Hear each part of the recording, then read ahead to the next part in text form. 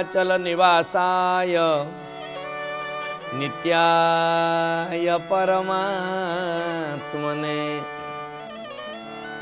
बलभद्र सुभद्राभ्यां जगन्नाथयते नमः। तुमे मोते भल पाओ बा न पाओ मु तुमको भल पाउची। तुमे मोते भल पाओ बा न पाओ तुमको मु भल पाउची। तुमे मोते भल पाओ बा न पाओ मु तुमको भल पाउची। तुमे मोते भल पाओ बा न पाओ तुमको मु भल पाउची। समर्पि देइछि ए देह जीवन समर्पि देइछि ए देह जीवन समर्पि देइछि ए देह जीवन समर्पि देइछि ए देह जीवन तुम नामे लेखि देइछि। तुमे मोते भल पाओ बा न पाओ तुमको मु भल पाउची। तुमे मोते भल पाओ बा न पाओ तुमको भल पाइछि। प्रभु आपण मते भल पांतु कि न पांतु आपण मते ग्रहण करंतु कि न करंतु आपण मते आपणार करंतु कि न करंतु आपण को भल पाइबार संकल्प मु करि सारिछि। तुम रूप छवि नीति मु भाबुची सपने तुमको देखुची। तुम रूप छवि नीति मु भाबुची सपने तुमको देखुची। तुम रूप छवि नीति मु भाबुची सपने तुमको देखुची। तुम रूप छवि नीति मु भाबुची सपने तुमको देखुची। तुम परि आउ किए मो प्रेमिका तुम परि आउ किए मो प्रेमिका तुम पाई नीति कांदुची। तुमे मोते भल पाओ बा न पाओ मु तुमको भल पाउची। तुमे मोते भल पाओ बा न पाओ तुमको मु भल पाउची। तुमे अट मोर मु अटे तुमर ए कथा दुनिया जानिची। तुमे अट मोर मु अटे तुमर ए कथा दुनिया जानिछि। प्रभु मु आपणकर आपण मोर ये कथा संसार जाने। तुमे अट मोर मु अटे तुमर ए कथा दुनिया जानिची। तुमे अट मोर मु अटे तुमर ए कथा दुनिया जानिछि। तुमे जदि मोते करी देव पर तुमे जदि मोते करी देव पर तुमे जदि मोते करी देव पर तुमे जदि मोते करी देव पर ए जीवन देवी मुरुची। तुमे मोते भल पाओ बा न पाओ मु तुमको भल पाउची। तुमे मोते भल पाओ बा न पाओ तुमको मु भल पाउची। समर्पि देइछि ए देह जीवन समर्पि देइछि ए देह जीवन तुम नामे लेखि देइछि। तुमे मोते भल पाओ बा न पाओ तुमको भल पाउची। तुमे मोते भल पाओ बा न पाओ तुमको भल पाइछि। कार्तिक व्रत कथा एही सुनसु जने मन दे कार्तिक व्रत कथा एही शुण सुजने मन दे। प्रभु नारायण जलंधर सहित बंधुता स्थापन करी स्वर्ग परित्याग करी जलंधरपुर रहिबा दिन ठारू देवता मानक भितर विचार पड़िला भाड़नी पड़िला। देवता माने नारद को डाकी पितामह ब्रह्मा एवं देवराज इंद्र कहिले नारद तुम्हें किसी उपाय कर। देवराज इंद्र पितामह ब्रह्मा कथारे नारद कहले ठीक अच्छी मु कौन कले हब बोली आपण भावुंती ना तुम्हें एमती किसी फंदी फिकर कर जहा द्वारा भगवान नारायण वैकुंठ को आसबे जलंधर विनाश हवा दरकार प्रभु वैकुंठ को प्रत्यावर्तन करने दरकार। कहले लक्ष्मी को घेनी लक्ष्मी साई रहिले दैत्यपुरे जाई। कार्तिक व्रतर महिमा के कही पारे गुण सीमा। तांको चरण सेवा बिनु किस कारण आंभ तनु। कार्तिक व्रत कथा एही शुण सुजने मन दे। बंदी होइले आंभ पाई आंभर आउ सुख नाही। संसार मध्य जेते धर्म नुहे कार्तिक संगे ए दैत्य नाम जलंधर बळे जिणिला तिनि पुर। काटिले संसार बंधन पाइबु श्री मधुसूदन।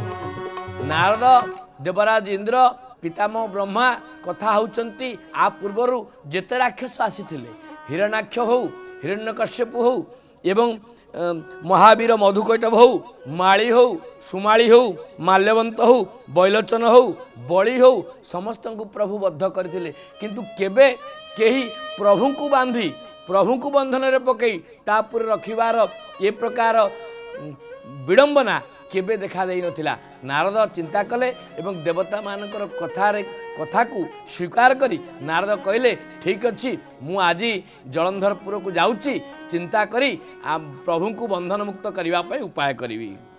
एमंत कही सुनासीर नमिला आंभर पयर। कार्तिक व्रतर महिमा के कही पारे गुण सीमा। सिंधु नंदन सभा तले प्रवेश हेलु शुभ बेले। कार्तिक व्रत कथा एही शुण सुजने मन दे। जो कार्तिक व्रतर कथा सत्यभामा नारद को पचारि सत्यभामा नारायण को पचारि से कार्तिक व्रतर कथा राजा पृथु नारद को पचारुचंती। नारद पृथु को उत्तर देवाक जाई कहउचंती हे राजा पृथु मु जेतेबेले जलंधरपुर रे जाई प्रवेश हली जलंधर मते देखी मते बहुत सेवा बहुत सत्कार एवं बहुत सम्मान देवाक लागिला। आंभंकु देखी दैत्य राजा विशेष कला पाद पूजा। कार्तिक व्रतर महिमा के कही पारे गुण सीमा। नारद कहते आम जो जलंधर भवन में पहुँचलु जलंधर आमको सत्कार कला सम्मान कला आतिथ्य स्वीकार करी अति आनंद रे सत्कार करी पचारा देवर्षि नारद आपण कौन पर आसछंती। बोल बाबाजी महाराज गुरुदेव श्री मूलाचरण दास महाराज की जय।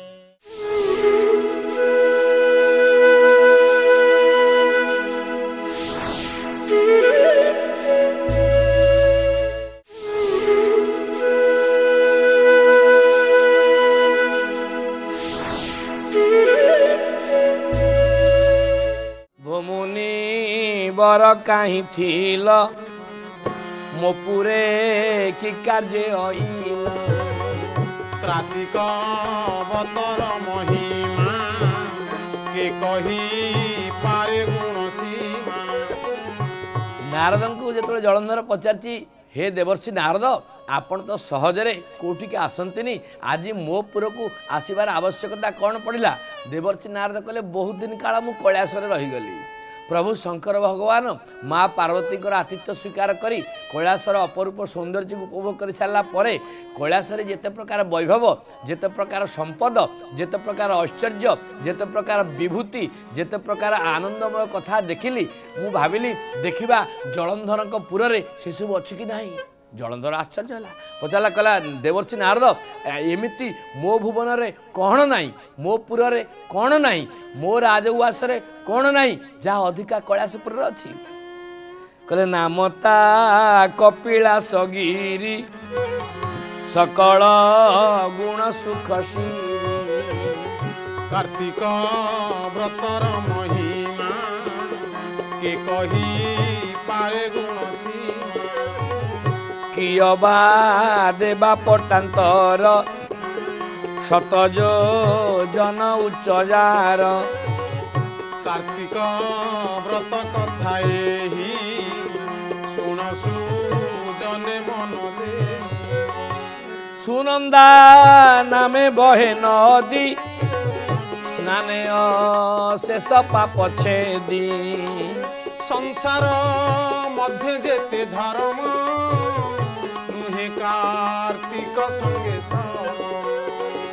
आंबे से बने दिना केते बंचिलु शंकर संगते काटिले संसार बंधन पाइबु श्री मधुसूदन तहु स्वर्ग को जाउथिलु आज तो पुर को आसिलु आनंदे बोल राधा राधा राधा हरिवे सर्वबाधा कहले कैलासपुर सीधा मु स्वर्ग को जाऊली भाविली नारायण प्रभु तो जलंधरपुर अच्छी प्रभु को टिके दर्शन करी कैलासपुर थिबा समस्त ऐश्वर्य समस्त संपद समस्त वैभव कथा टिके राजा जलंधर को जन देखी जी कहले जलंधर कहले देवर्षि नारद कौन एमती वैभव कौन एमती विभव कौन एमती विभूति कैलासपुर अच्छी जहाँ मो पाखे नाई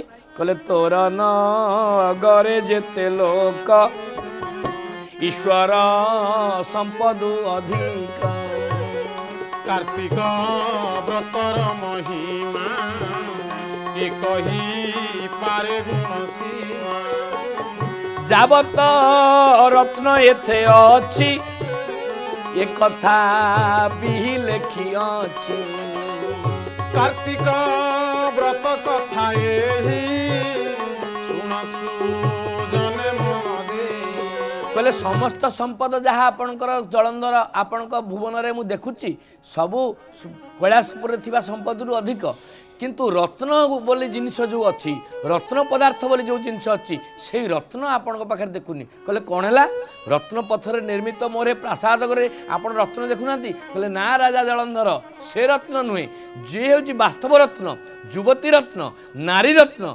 सी आपण पुर ना कहले युवती रत्न जहा बोली ताहा तो पुरे न देखी कार्तिक व्रतर महिमा के कही पारे गुण सीमा जेउ युवती शिवपुरे से तो पूर्वतर घरे कार्तिक व्रत कथा एही शुणसु जने मन दे कहले समस्त संपत्ति ठारू तुम संपत्ति अधिक किंतु युवती रत्न नथिबा हेतु नारी रत्न नथिबा हेतु जेमिति केश रे गभा नथिले से सुंदर दिसे नाही गाई गोदा क्षीर नदेले शोभा दिसे नाही गछ फल नदेले शोभा दिसे नाही ठीक सेमिति एते प्रतिपत्ति एते प्रतिष्ठा एते सौंदर्य थिले मध्य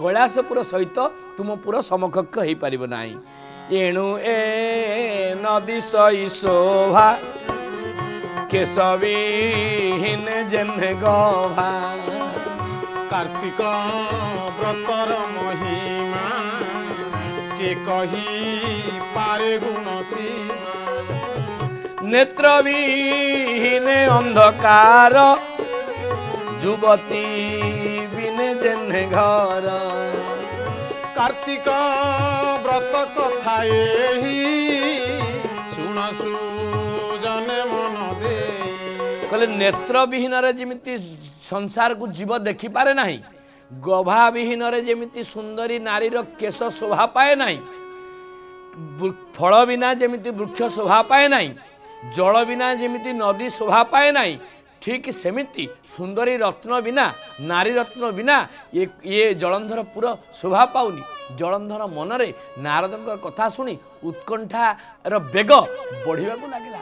जलंधर बारंबार पचारा कौन आपण देखिले किभली रत्न किपरि सौंदर्य किपरि सुंदरी से एमिति कौन मो पाखर नाती भूमुनि कह मोते सत ईश्वर घरणी केवंत कार्तिक व्रतर महिमा के कही पारे गुण सीमा केड़े सुंदरी नाम किस विशेषी कह ब्रह्मा शिष्य कार्तिक व्रत कथा एही शुण सुजने मन कहले देवर्षि नारद मो घरे मो पत्नी अतीव सुंदरी वृंदावती अछंती, मोर भौणी कमलिनी अछंती, या ठारू कोन सुंदर मो घरे मोर घरणी वृंदावती एथु जे केड़े रूपवती कार्तिक व्रतर महिमा के कही पारे गुण सीमा आबर भगिनी मोर मा सर्वलावण्य निधि सीमा कार्तिक व्रत कथा एही शुण सुजने मन दे कहले मो घरे वृंदावती अछंती, मोर पत्नी अछंती, मोर भगिनी रमा अछंती, जी नारी मानक भितर राणी नारी मानक भितर लक्ष्मी ठाकुराणी तांको ठार कोन सुंदर कहले जगन्नाथंकर घरणी सेही मो पुरे छंती पुणी कार्तिक व्रतर महिमा के कही पारे गुण सीमा नारद कहले जेते सुंदरी थांतु जेते प्रतिपत्ति थाउ कौन कहबी बाबा जो सौंदर्य शंकर पत्नी पार्वती पाखे अच्छी समस्त सौंदर्य को एकाठी करी जदि गोटे पात्र रखा जाए तार गोटे आंगुठी की मध्य ये सुंदरी मान समान हेबे नाही मते तारीव की मारीव हे दया सागर मते तारीव की मारीव हे दया सागर मते तारीव की मारीव हे दया सागर मते तारीव की मारीव हे दया सागर न छाड़ी तुम्ह पाद हे प्रभु परमानंद न छाड़ी तुम पद हे प्रभु परमानंद न छाड़ी तुम्ह पाद हे प्रभु परमानंद न छाड़ी तुम पद हे प्रभु परमानंद न छाड़ी तुम्ह पाद हे प्रभु परमानंद न छाड़ी तुम पद हे प्रभु परमानंद मते रखीब मारीब हे दया सागर मते रखीब मारीब हे दया सागर मते तारीब मारीब हे दया सागर मते रखीब मारीब हे दया सागर मते तारीब मारीब हे दया सागर मते रखीब मारीब हे दया सागर।